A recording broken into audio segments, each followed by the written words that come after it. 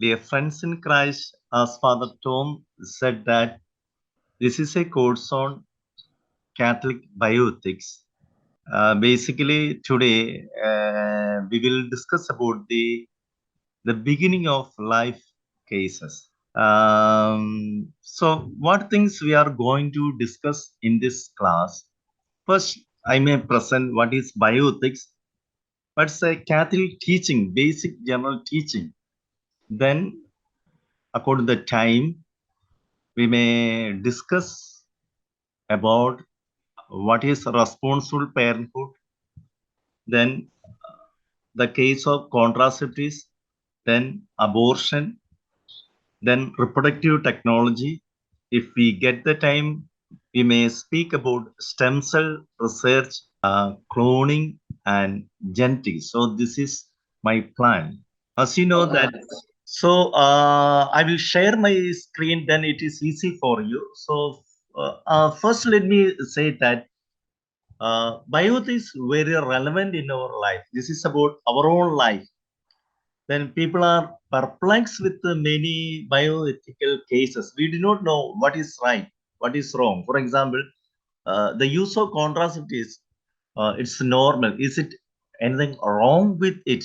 Then reproductive technologies, such as from the life to the end, we face many cases in relation to bioethics. So this course is based on the commandment fifth, thou shalt not kill. Even though the commandments speak, thou shalt not kill, we have to promote the culture of love. That's the plan of our course. So let me present what is bioethics, then a general teaching regarding bioethics. As Father Tom said that those who are interested, I think many of you have probably you have my book.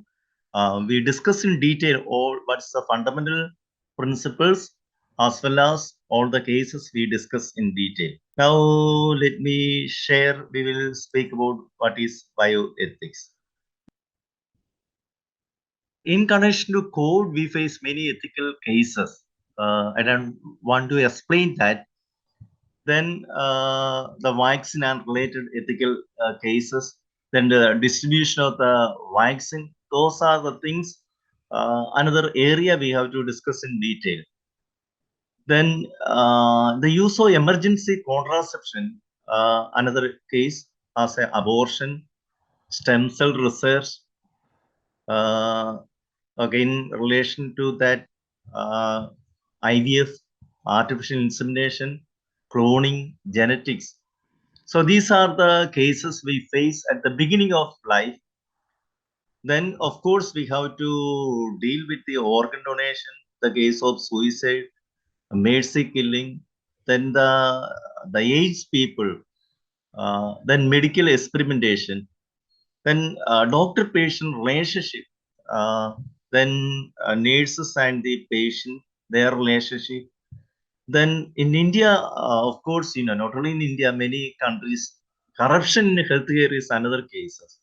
Then there is a close relation between environment and bioethics.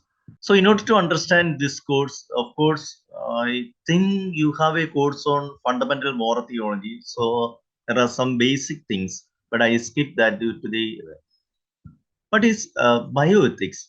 Bioethics means this is about the critical examination of the moral dimension of the decision making. So, critical examination, we evaluate our decision in relation to health and the biological cases. So the question is, this is about the critical examination. For example, people they took a decision regarding the use of contraceptives, or another people, another couples they enter. So let's have a more than 3 children in our family. They took a decision. Then another family took a decision regarding okay, the wife is pregnant. Let's abort it. So this is a decision. So we examine that critical that decisions. So here the question is, what's the criteria behind the examination? So we can examine the cases from different perspectives, such as from the secular point of view, there are many uh, theories or the situation, the feelings, the context. From the religious point of view, faith is the basic criteria regarding the critical examination. So, of course, you know that. So we can make the critical examination from the different point of view. For example, how we can make the critical examination? We can make from the clinical.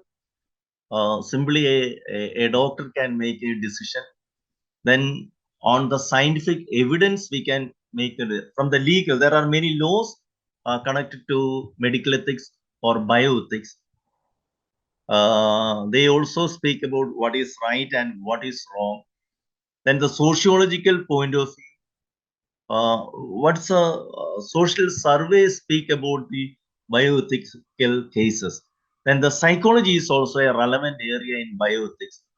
Then there are many theories.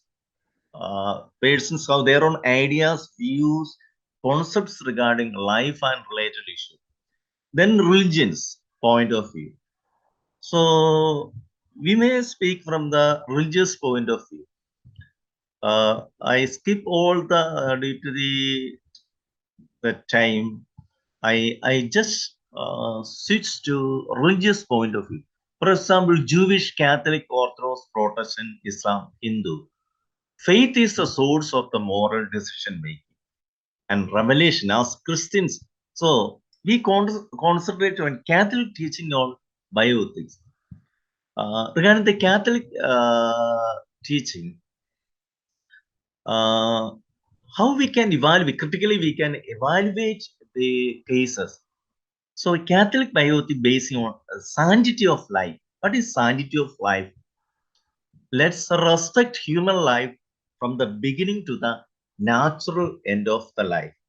That's a principle, sanctity of life, which we read from the scripture and the interpretations of the fathers of the church and the documents of the church. We may speak that. So the Catholic Church holding that why one case is right or wrong, this is basing on the sanctity of life. For that, we have a tool.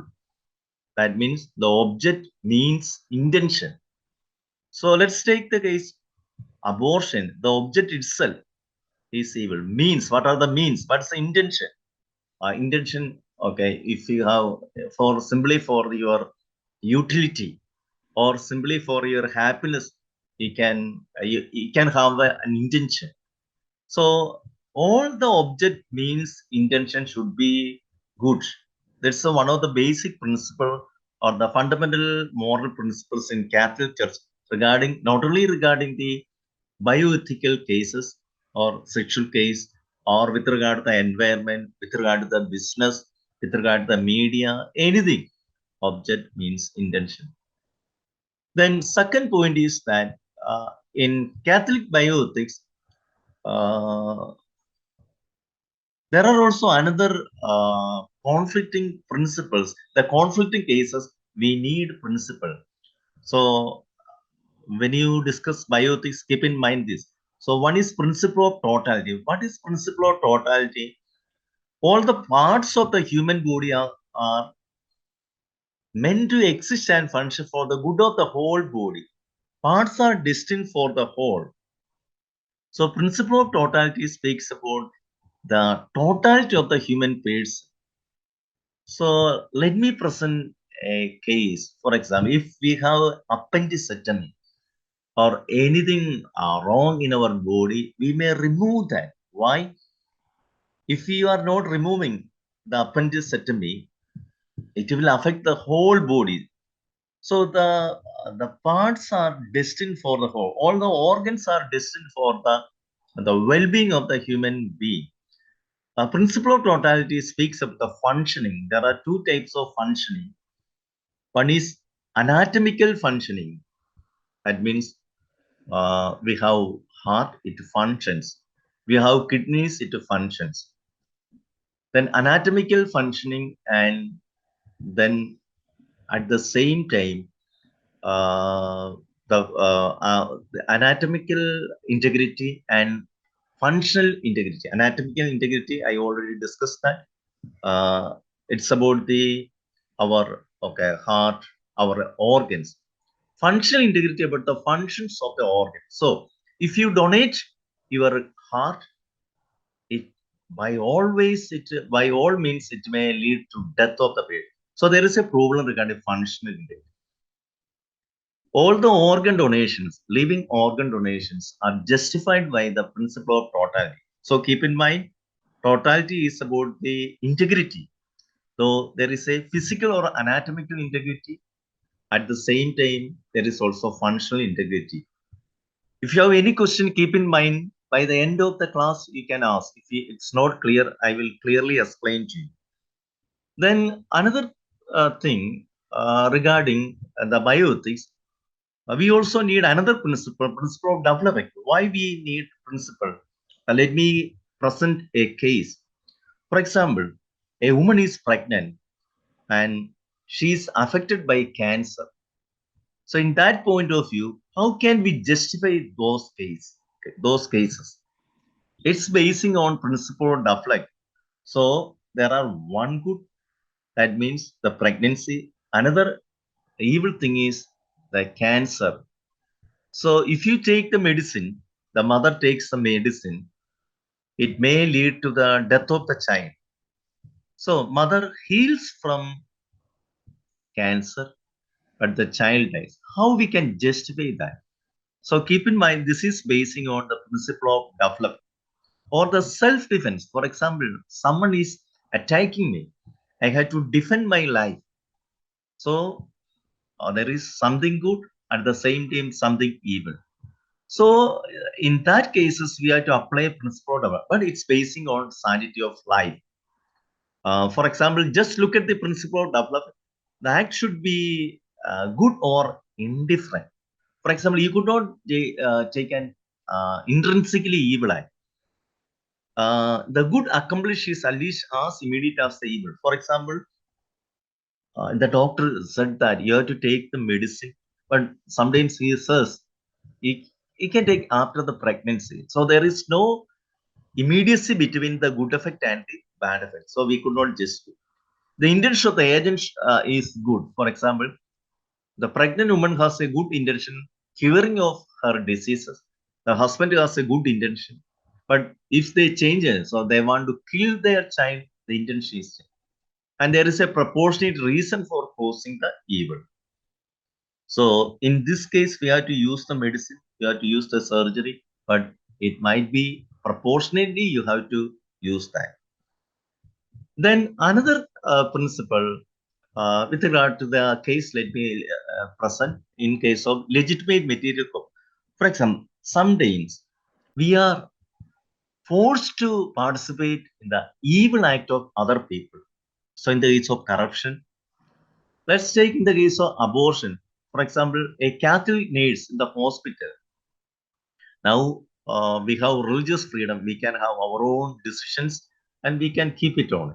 But sometimes it can happen. A Catholic nurse is forced to do abortion. So in this case, how we can justify that? That's why people can participate with the consent or without the consent. So even if it is with the consent or with it is evil, but if you are forced, there is no case at all. Only that case only we can justify that. So, dear friends in Christ, keep in mind the fundamental principles. Then it is easy for us. We can justify that. Now, what's a Catholic view on human life? So, a general idea we need regarding the Catholic bioethics. That's a theology of human body and theology of life and bioethical principles. I already discussed that. There are two approaches in bio. One is quality of life. So we evaluate quality of the people. For example, we evaluate the quality of the embryo, whether we need this, whether it has something good in itself.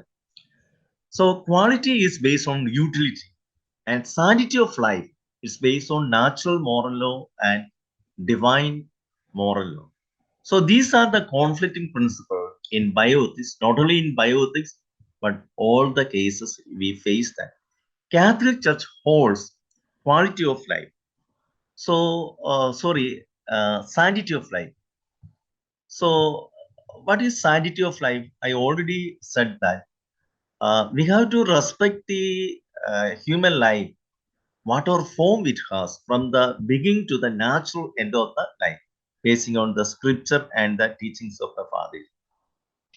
So, sanctity of life is very clear in the scripture, the teaching of the fathers, then the instruction of the popes and different documents. So, sanctity of life speaks about theology of body. Let me present. So, uh, we need theology of body speaks about sacramentality of the body. Human being is incorporation of body and soul. We could not separate body and soul. Whenever we speak about body, there is soul, a divinity, grace in the human person.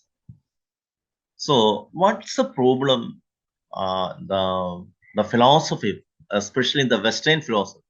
So many of the Western civilization they argue that. So when you speak about human being, you don't consider the divine nature. Don't consider. So only you have to look at the body. It is material. You can use your body. That's the argument. But the scripture speaks that when you discuss human being, human person, always there is a relation between body and soul. Second point is the ownership. People argue that I am the owner of my organs, so I can destroy it. I can do anything with my organs. That's why people go for mutilation or sterilization, even cutting their own organ. So, sacramentality of the body says you are the custodian. You are. It just speaks about this stewardship. So, God is the owner of the human body. The nuptial meaning of the body, John Paul II speaks about the love which is inscribed in the life of the couple, especially the body. According to John Paul II, what is nuptial meaning? He says, I give myself to you, you give yourself to me, we are in communion. So, which takes place in the conjugal life and the conjugal act. That's the nuptial meaning. The love we can express through body. Then body has a redemptive dimension. Then body also a resurrection. We do not know what form would be. Then body is the temple of God. You know that there is difference between the body of the prostitute and the body of the holy person. Body is always the temple of God. Then body is for interpersonal relation, which is related to the nuptial meaning of the body. Then body has dignity. Now let me speak that let's have a view regarding the bioethical issues as the beginning of the life. We need the concept of human life. So God, we speaks the concept of human life in the Old Testament. So this actually describes the sanctity of life. What are the things regarding the life? God created human being is so image and likeness. Genesis 1, 27, 28. This is about the uniqueness of each human person. Then human being is the stated top creation. You know that there is difference between biocentrism, then anthropocentrism, then ecocentrism. So the people argue that ecocentrism all are equal, biocentrism all living beings are equal. Anthropocentrism, human beings the top of it. But you know, try to understand, we are not in favor of modern anthropocentrism. Rather, we discuss about the Christian anthropology. That means human being is the steward. God created him, and he has a responsibility. Even he has to responsibly keep the other creatures. Then human life begins in the womb. There are many biblical passages. Genesis 16:11. Then God is the defender of the innocent. In the Old Testament, we can read different views. However, the general view is sanctity of life. Then God is against violence of human life. Then what's the responsibility regarding human life? Genesis 1 to be fruitful and multiply, fill the earth and subdue it. Then Old Testament instructs the concept of life, health. In the Old Testament, we read that sickness, if you have infertility or things are the cases, evil things, then God bestows health and He is the healer. For example, the kings, the healed by the prophets, the Nathan and the Elijah, all those cases are a very interesting one. When you get the time, try to read those passages. Let's come to the New Testament. New Testament, when we speak about human life, so when we uh, discuss human life, there are two Greek words. One is so. So means life as vital. So New Testament speaks that regarding the sanctity of life, man's life is rooted in Jesus Christ. For example, you can read from John chapter 1, 14. Then also speaks about the sanctity of life, the value of human person at the time of the conception. Let's read from Luke chapter 1, 35 to 36. Then regarding the sanctity of life, what's a Christian message regarding sanctity of life? The life was made manifest and we saw it. First John chapter 1, verse 2. Then Jesus discusses about the commandments in relation to the Sermon on the Mount. So Sermon on the Mount entirely speaks about the fifth commandment. You shall not kill. So you have to enter in the kingdom of God. So the beatitude and the other verses also highlight the culture of human life. Then Jesus asked each and everyone, you shall love your neighbor as yourself. This is regarding the culture of human life. You have to save the human life. You have to protect the human life.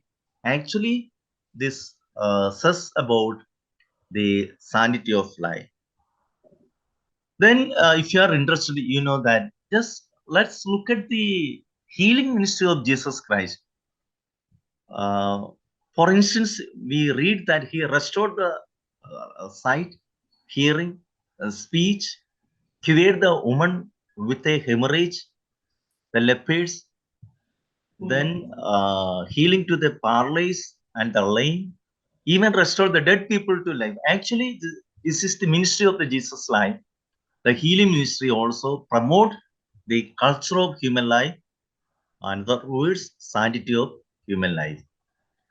Then, of course, if you come to the teaching of the fathers, there are many quotations. For example, if you read the in relation to the abortion, contraceptives, we can read. I skip for the time.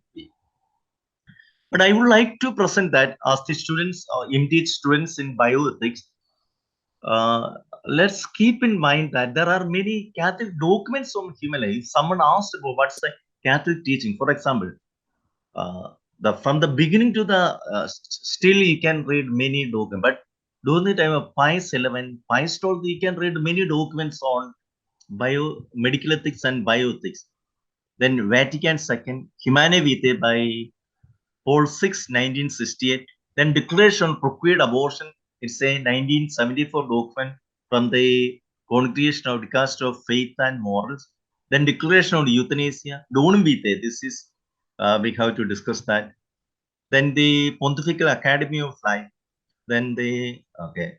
So Amoris Laetitia. So what are the general summary of those Catholic teaching documents? One is human being is created in the image of God. Second, human being is corporeal and spiritual. We already discussed that. Then John Paul II said the redemption of the human person is the way of the church. is the primary and the fundamental way for us. So human being is very significant, very important. Then human life is based on fundamental values. What is that? God is the origin of life. For example, you can read in Evangelium Vitae 24, 46, and 55. Then human life is a gift from God, declaration of procreate abortion. So we think that it's my life. No, this is the life of Yahweh, God. Many documents state about the human life is a gift from God. Then human life is a sacred reality, something sacred. Then sacredness lead to inviolability. You could not violate it. Evangelium Vitae says that. Then life has a fundamental right. So the embryo or the zygote also has a fundamental right. So this is another point. There is many debate regarding that whether it is a fundamental right. Then human life has fundamental value. There is a difference between social value and fundamental value. For example, in the case of marriage or education, social, but life is fundamental. You could not terminate the life. Many documents state about the fundamental value of life. Then life is precious. Then life is vulnerable. Vulnerable means, for example, the life of the zygote embryo or the people at the end of life, they are at the risk. Intrinsic dignity is at risk. We have to help them. Then human life is innocent. Then love and life, they are related. The conjugal life always related to love, conjugal love. Then, friends, now we are going to discuss about the beginning of five cases. You know that we have only 1 hour. I will just, I do not have, I could not discuss in detail. However, we will discuss. So first, we may speak about what is responsible parenthood and the idea of contraceptives. In order to understand responsible parenthood and contraceptives, we have to know what is conjugal life. You know that responsible parenthood and conjugal life is always related to the theology of marriage. What is theology of marriage? Just look at this slide. What is conjugal life? Couples, they live together for the other. They have a common project. Their conversation, words, acceptance of friends, children, and their tenderness, silence. Everything is conjugal life. So conjugal life was an ultimate final goal. That means communion with God. So if you are a priest, there is communion. If you are a married or unmarried or widow or anything, we have a goal in our life. That's a communion with God. So in the conjugal life, every act should lead to communion with God. So one of the salient act in conjugal life is their conjugal act. So conjugal act has two goals. One is proximate goal and another is final goal. Proximate goal means the immediate goal. That means immediate goal is the totality of the couples give their gift to each other. That means they give their body, soul, emotions, feelings to other person. That is the total gift of the person. So that's which takes place in conjugal act, and it has a proximate goal. It has a unitative and procreative meaning. Unitative means it's about the love between the husband and procreate means meaning it has the always life comes from man and woman joined together. There's a chance for life, but we could not say always you get a life. But there is a meaning in that, not a fruit. So child is the fruit of the conjugal act. So what's the ultimate goal of ultimate goal? Communing with God. So speak. This is regarding when we speak about responsible parenthood. When we discuss, when we highlight the relevance of marriage, we have to see responsible parenthood from this point of view. So now let me present what is responsible parenthood. So in order to understand the responsible parenthood, there are many documents in the Catholic Church. For example, Casti Konubi, the documents of Pius XII, Gaudium was number 50 to 51. Then the teaching of Pope John 23rd, Humanae Vitae, and Catechism of the Catholic, all speaks about responsible. So I would like to read from Humanae Vitae number 10. You keep in mind, responsible parenthood speak about either to have a large family or to have a small family. So responsible parenthood does not speak about the restricting your or limiting the number, but rather it speaks about everything. So responsibility of the husband and wife, then sizing the family. So both we have to combine together. So either to have a large family or to have a small family, look at from Humanae Vitae, clear teaching we get from it. What it would be, there is a biological process. The couples, they have to understand knowledge and dignity regarding the reproductive function. So they know that they each other, their reproductive function. Then regarding the sex, you know that this is the strongest feeling in the life of a instant and passion. The couples or the anyone get the instant and passion. So I have to, if I use the control style, so here the control my reason and will, instant and passion should be controlled by my faith, my virtuous life, my reason and the will. So these two things here, so people can get instant and passion regarding human sexuality at any time, but upon your faith, upon your prudence, upon your reason and the will, you have to manage it. Otherwise, there can be a problem. If you simply okay using your passion, it is not good for you and for other, or it can harm to the community. Then, in order to have large or small family, so look at the physical, economic, psychological, and social condition of the husband and the wife, or the wife or the husband. The husband has a physical, sorry, woman has a wife has a physical sickness. You could not have a pregnancy. So economically, they are very down or financial problem. So they could not afford more than 3 children. So they can size their family. Then psychological problems, they can postpone the pregnancy. Then sociologically, for example, my job does not allow me to have a pregnancy now. So basing on this, you can have a large family or small, but people always go for small family, not looking at those conditions. So responsible parenthood exercise either by deliberate and generous decision to raise a large fund or by decision made for grave motives, the due respect of the moral law to avoid for the time being or even for an indeterminate period a new birth, we can postpone it. So keep in mind what is responsible. So now responsible parenthood, only if you have a morally mature person only you can follow. So responsible parenthood is a lawful way. So natural family planning. I don't discuss that. If you get the time, we can discuss. Now, responsible, I just go to what is contraceptives. So there are many methods we are not discussing that. So the contraceptives, you know that there are permanent methods and the temporary methods. Uh, so basically, in the temporary ones are the barrier methods, the withdrawal. Then there are many estrogen progestin campaign tablet and injections. Then nor planner. So there are many things.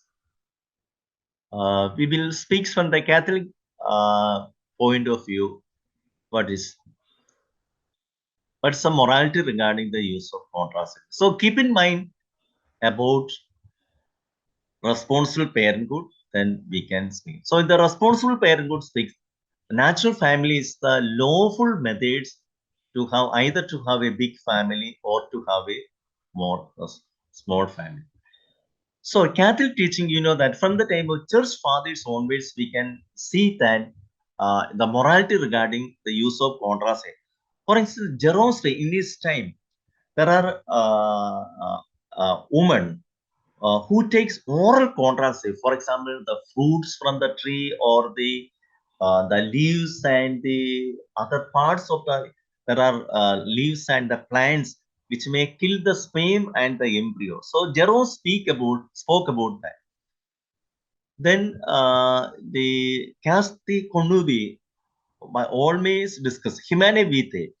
Every Maria at must remain open to the transmission of the life. Gaudi was also, you have to use the uh, forbidden, you could not use the forbidden methods. Then the best teaching you can read from, keep in mind, Familiaris Consortio number 32. Familiaris Consortio 32, I will discuss later. It speaks about there are conjugal act as two meaning, that is unitative and the procreative meaning, which is inseparable. You could not separate that. So when you use the contrastivity, you manipulate this unitative and the procreative meaning. So contraception separate two meanings of the conjugal act. Two means of the conjugal that God the Creator inscribed the being of human person, the dynamism of their sexual communion. So in the conjugal act, there is unitative and separative, procreative meaning.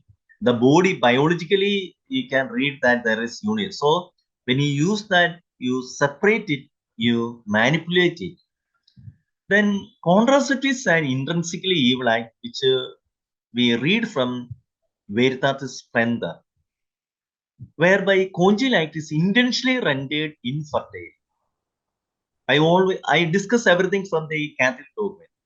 So when you go for sterilization, you are acting against stewardship.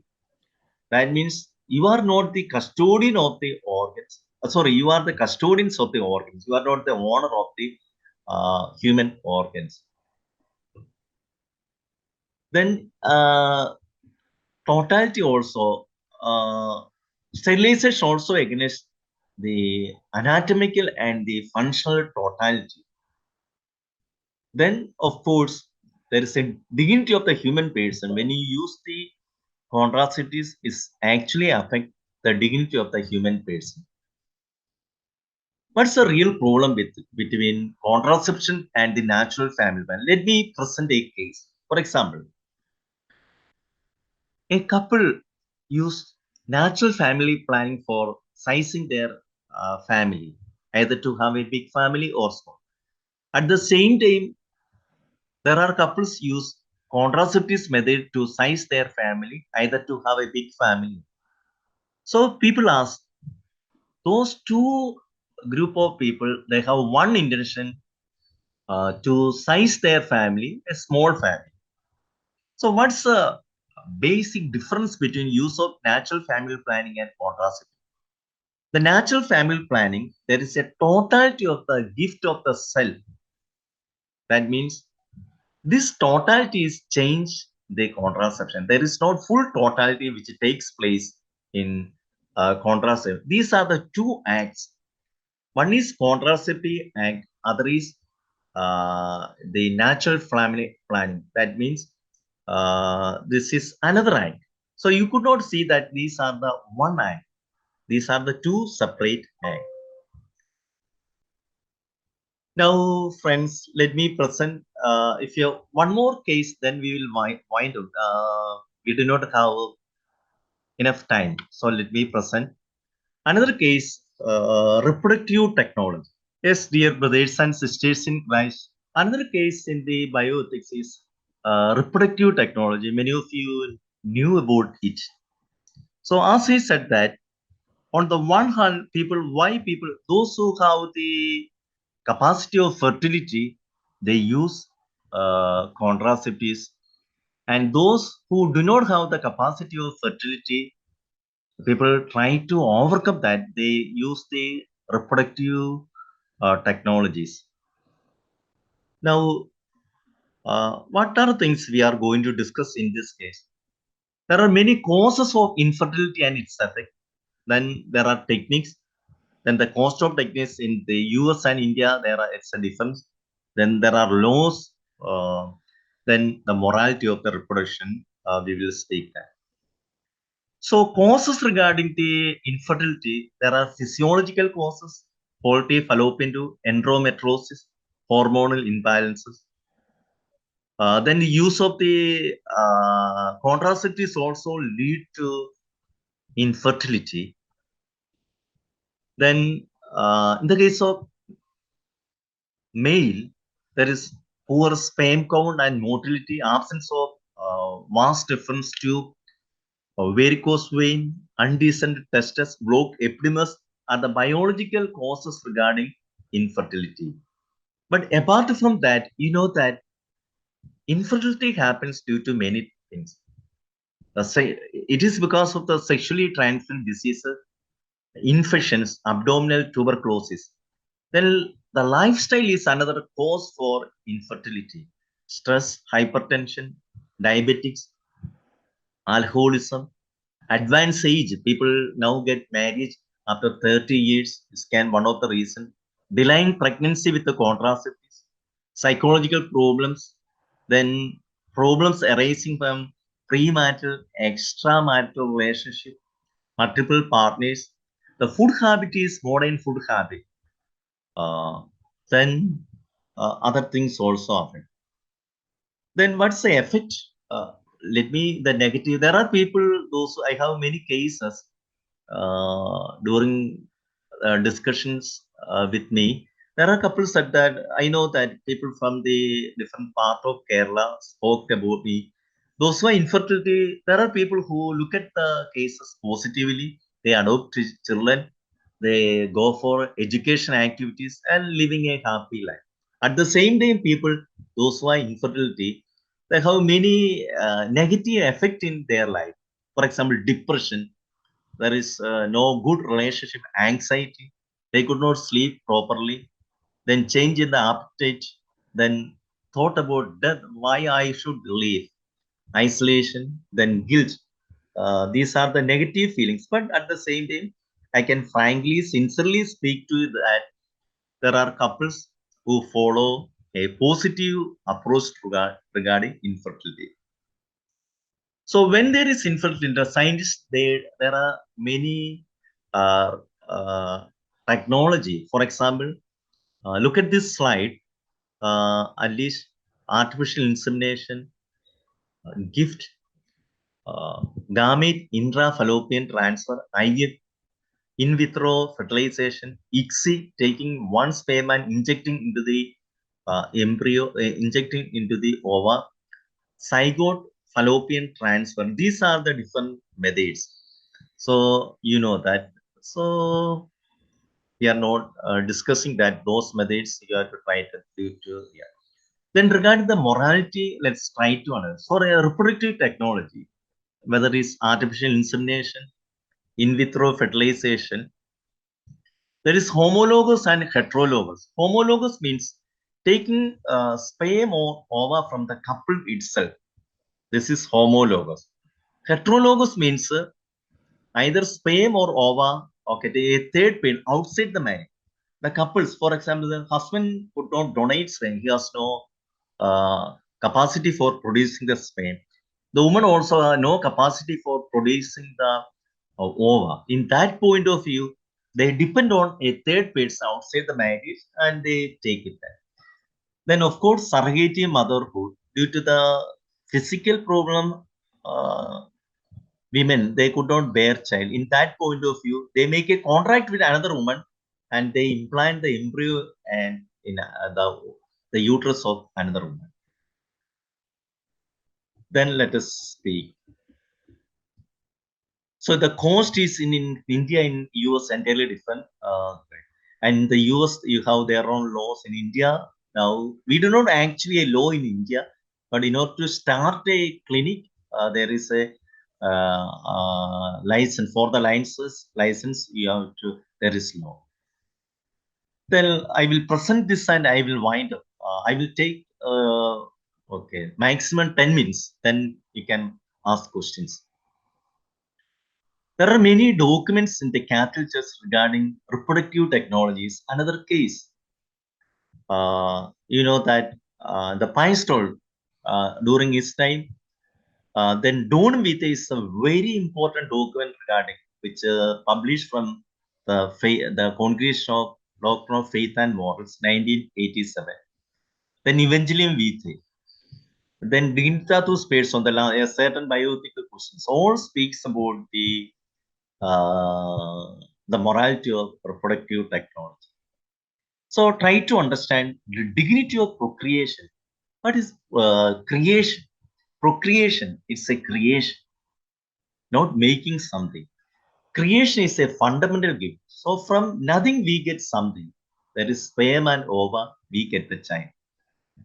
It's because of the plan of God. Then you could not remove the sacredness of sexuality in the procreation.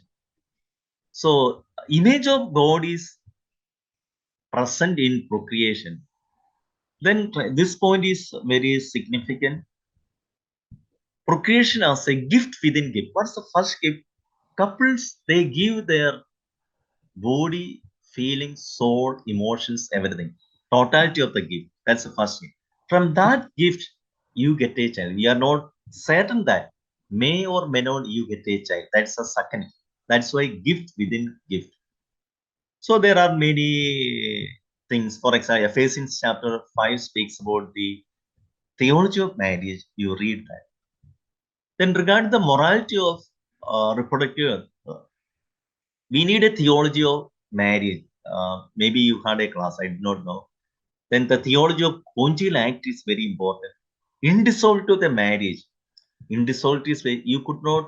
So the unity between one man and one woman, and you could not violate this the bond. So till the death of the one of the partners. Then responsible procreation, surrogate motherhood, then freezing the embryo, destruction of the embryo, economic factors, what's the duty of the scientist? Then what are the things we can do for the people who suffer from infertility, social activism, then adoption? There are also accepted technology. Now let us speak about what's the case with regard to homologous reproductive technology. The case of homologous reproductive technology, there are many arguments. You know that child is not the fruit of the marriage, but the child is the fruit of the technology. But the basic problem is technology replaced the conjugal. According to the Catholic Church, uh, this is creation, not making. So you can support everything. Every medicine you can take that. Every method you can see, which should support the conjugal act. Then homologs using the masturbation.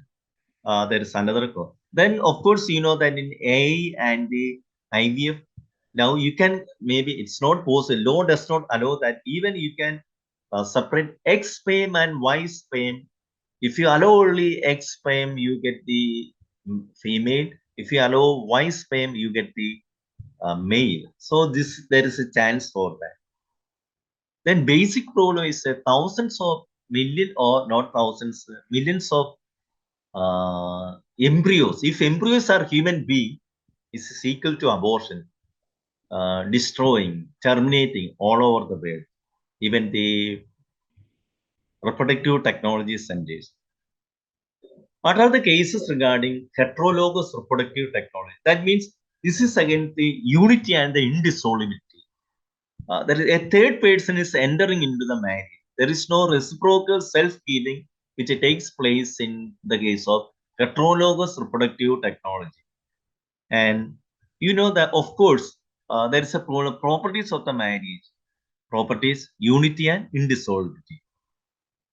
Then the right of the child, you know that there can be three mothers for this particular child: biological mother, then surrogate mother, then the actual mother, one who wants this child.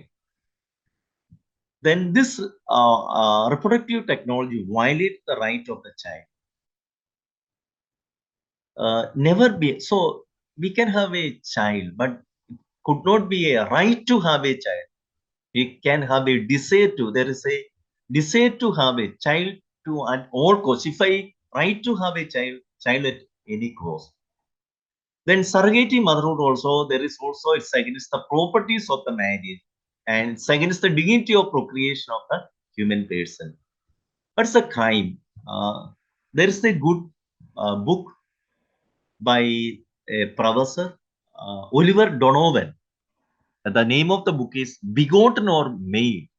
Begotten means you get from God, it's a creation. Made means you are making the. So basic problem is with regard to the making the embryo. Then freezing the embryos, another issue. Prenatal adoption. What are the? So let me. You can use technology for the case of infertility. So the Dinitatus persona speaks a technique aimed at remove the obstacle to natural fertilization. You can go for hormonal treatment or if you have any problem reproductive organs. So all should lead to the conjugal act. So block in the fallopian tube or the vas tube, you can remove that and you can have a proper treatment. Any operations which should lead to conjugal act. So you could not remove the conjugal act. So there are accepted technology for low tubal ovum transfer. You know that in some cases, the ovum is located the lower part of the fallopian tube, or at the same time the uterus itself. In that point of view, you can remove that obstacle. That means always conjugal act took place. So you can overcome that problem. Then use of perfegated condom. That means perfegated condom means the both sides are open. There are people, those who have anomaly of the male penis, so which their sperm should not properly okay fell in the uterus, rather outside the uterus. In that point of view, they can use the propagated condom, and it helps the conjugal act. Then moving the sperm vagina into the uterus, so it deposits the vagina. It is not capable of moving from that. In that point, after the conjugal act, the doctors they can move it. And in Ayurveda and homeopathy, dear friends, there are many medicines which help. For example, the case of the hormonal problems or the production of the sperm and the ova and the mucus. These all there are many. So Ayurveda and homeo help for that. Then what is our pastoral approach regarding this? It's a duty of believers to support the suffering spouses, try to understand the meaning of conjugal act. Whether you are infertile or fertile, the conjugal act has a meaning which leads to communion with God. That means there is a meaning in that, and there is a parenthood in that. So scientists should work for that, prevent the causes of sterility. They have to do that. Then the couples can act partially they can be very active in the field regarding educational activities. They can help physically disabled and child, then active in the church. Then adoption, but is there are many laws in India and in US. I am not going to discuss that. So adoption, there is a we are recognizing the paternity. That means a what's the law speaks of adoption, a home for a child, not for the happiness of the couples, but the happiness of the child. That's a it's a charity. Adoption means charity. That we have to try to understand. So we are recognize the paternity of the other. So second parenthood, we can speak in another way. It's a second. So couples recognize the unique dignity of the other, and it's a second recognition. It's a charity, and really we are there are uh, children's, they are abandoned one, abused one, and financial problem. And in that point of we are helping them. So adoption is that. I just look at a family who took a child.